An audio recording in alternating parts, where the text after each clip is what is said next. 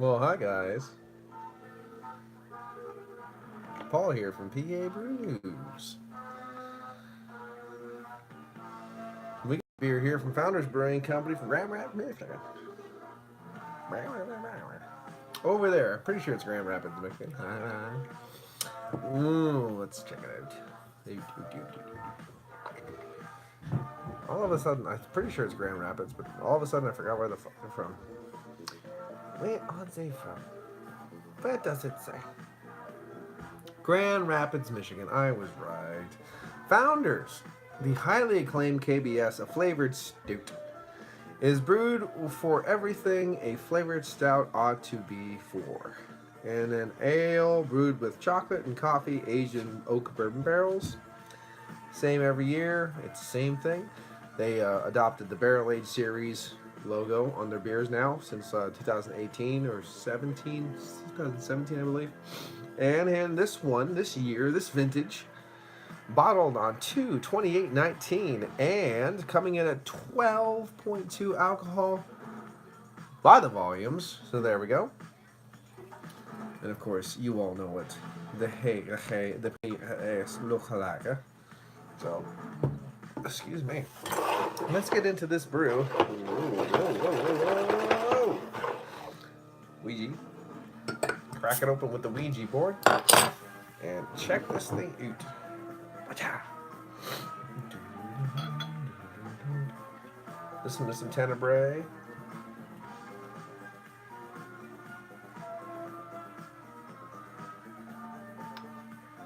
Get it in, get it in, get it in, get it in. Ooh. Darker head than usual, actually, this year.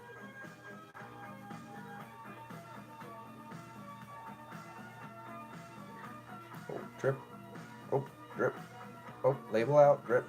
Oh, drip. Oh, label out. Okay. 12.2. We can deal with that. I'm pretty sure we can deal with that. Okay. Look at it. A little bit darker than the khaki colored head that they usually have. It's got some nuances of some rocky darkness on there too, mixing in there. Little tight bubbles at the top, but getting a little rocky on the top. Of course, the faintest line of a ruby hue from the pinnacle of the glass. This is a dark beer, and I think that's probably why, because usually you get a little bit of a ruby hue from the pinnacle of the glass here, but this really is encompassing almost the whole beer, and that's probably indicative of why this beer's head is a little bit darker this year. So I don't know what they changed on it, but there is something that you can definitely tell has been augmented since the last year, at least this batch or whatever. So interesting. You can see streaming carbonation kind of riding the sides of the glass as I look at it, even though it is black as pitch, it's my darkest soul. But let's get an aroma on the 2019 KBS and see what we have to go on. All right, cheers. Oh, wow. That is really coffee forward. That's a lot of really roasted, nutty coffee, and there was shit tons of burnt, delicious, bright, peppery caramel. Walnut husk for sure, smoky. Again, that kind of just toasted sugars, burnt sugars, caramelized sugars.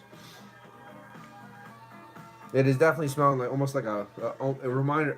If I just hover my nose, it's really reminiscent of like a pecan pie kind of a tone, a little bit of a pecan pie tone.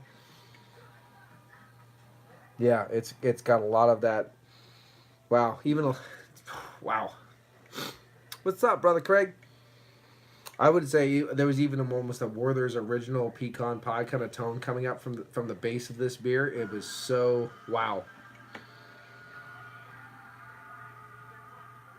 Man, this is smelling really good this year. This is smelling better than I remember. Okay.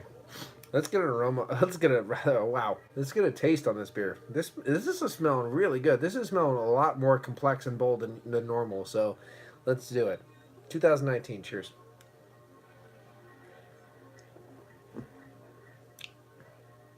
Oh yeah, nice.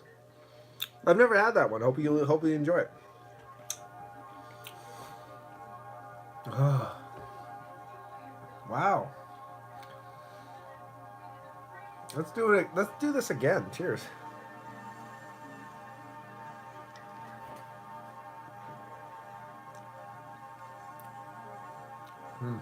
This takes you on a ride. It does take you on a roller coaster. It has dips and pips and the high parts. Well, really, really ridiculously smooth. Oh, definitely check it out. I mean, it's going to be in your local area probably soon if you're in America. I'm not sure where you are in the world, but definitely check it out. It's definitely worth a look if you can find it online or on in your local area. This thing is ridiculously easy to drink for 12.2 alcohol by volume, to say the least. 12.2 goes down like a dream. It's not as bourbon forward as you might want. You know what I mean? It's not wham bourbon, whoa. But that being said, it's more easily approachable. Once you start getting it, you get caramel, peppery bourbon. You get those nice roasty, toasty tones. You get a little bit of baker's chocolate, milk chocolate. And everything kind of dies down a little bit. Nutty coffee comes. And then you start getting dark chocolate. More like pipe tobacco tones. Then that caramel bourbon comes in again. It's like a whole little ride. And it's like has different little nuances the whole time. This is a definitely different approach to KBS. Whatever they did this year has a little bit of something special going on. Wow.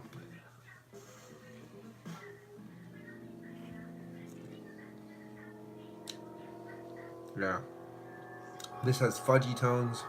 This has straight up KBS tones that we're all acclimated to. This has walnut husk going on.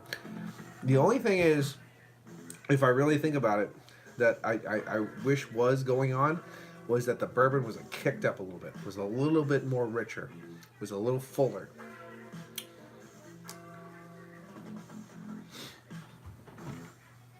Yes. Yes, automatically. This is better than 2018.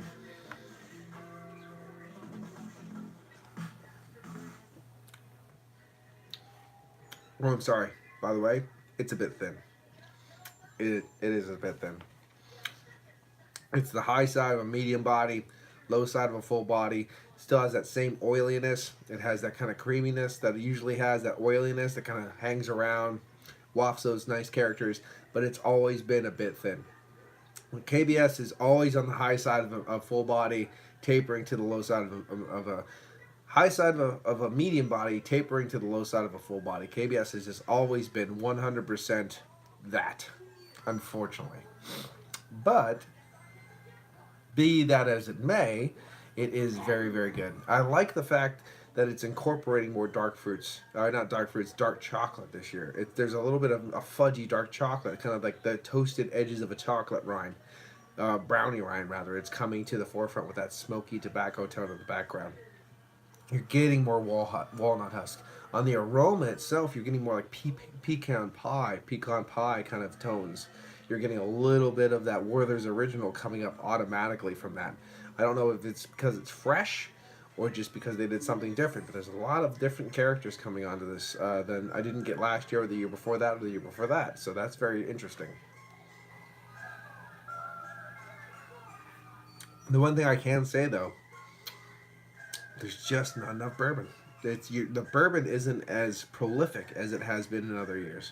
It's never been Goose Island. It's never been that so boozy and so bourbon that it's hard to drink. It's the drinkability of KBS has stood the test of time. It's been amazingly drinkable for whatever ABV it is, and this is just the same way. 12.2 goes down like it's maybe 8, 7. You know what I mean? Wow. No burn whatsoever. No warming the chest whatsoever. Chaos. But even though it has all those different characters I did say, it is lacking a little bit of that. Hey, where's the bourbon? Where is it at? I get hints of it, but where is it at? You know what I mean? So with all the positives, there comes negatives. It's just the way it is.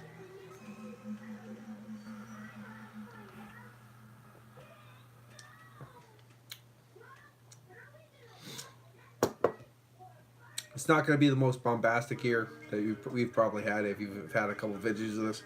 I like the fact that the char has been kind of taken care of. Some of the other vintages had a char problem where the char was so big that you had to let it sit for a while before you could drink it. This is drinking amazingly well for the vintage and the year it is. I mean, the freshness, rather, I should say, in 2019 is drinking great. I really wish there was more bourbon, but all the other characters are spot on. They might be nuancey at times. I mean, and for certain people, certain characters are a little bit more nuanced than others. But it is a very, very nice beer. It's definitely going to be one of the hallmark beers that it kind of is. No matter, I guess, I've heard something about the brewery being silly lately. I don't know. I didn't check it out, so I don't know what's going on with that. But this is damn fine. Damn fine. So, excuse me, there is carbonation. Instead of giving it the normal 9.5 I usually give it, the bourbon is just not there. So it's nuanced, it's not really there, and the nice characters I do like about this beer are the nuanced ones. Unfortunately, they're not bombastic, they're not there, they're not in your face, they're not, you know, and they usually have that normal KBS mouthfeel on the body. So I'm going to throw it down to a 9. Oh, the king has fallen. You know, I'm going to take that half a point away and give it a 9. But I'm going to say 9 out of 10 for this year so far. I don't know if things are going to change or if different batches have different kind of nuances and changes to it, but the bourbon is just not here for me in this batch. It just is not really giving me what I want out of KBS. It's not standing up to the test of time like the other vintages have. The bourbon is kind of lacking in this one. It's just a nuance that I'm not liking. So I'm going to give it a 9. I'm going to give it a 9 out of 10. I mean, it's still KBS. It's still great. It's still drinkable. And it's stupidly drinkable for 12.2% alcohol by volume. But the bourbon is just not there for me. If I'm drinking a bourbon barrel aged beer, you better damn well show bourbon as the forefront. And everything else is supposed to play off that. Everything else is doing a great, amazing job. I mean, this vintage of KBS is, wow. Has a lot of different nuances, different characters, like even some that the other ones didn't.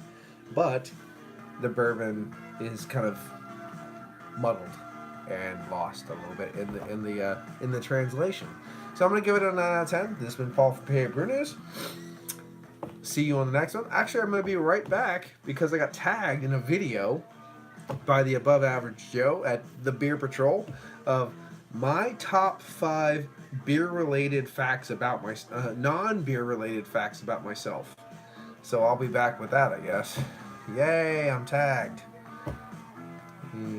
Okay, so I guess I have to figure out 5 things that don't suck about me so much to talk about. Yay! But at least I'll have KBS here to enjoy while I'm doing that video. So I'll probably be back in about 20 minutes, half an hour, and doing that video. So anyway, this has been Paul from PABrewNews. Cheers. And I'll see you tomorrow for Maniacs Meet Podcast, episode 13. We do Day, Dawn, and Night of the Living Dead by George Romero. So, cheers. This has been Paul from PABrewNews. Cheers. I'll see you then. Now time to watch that finger.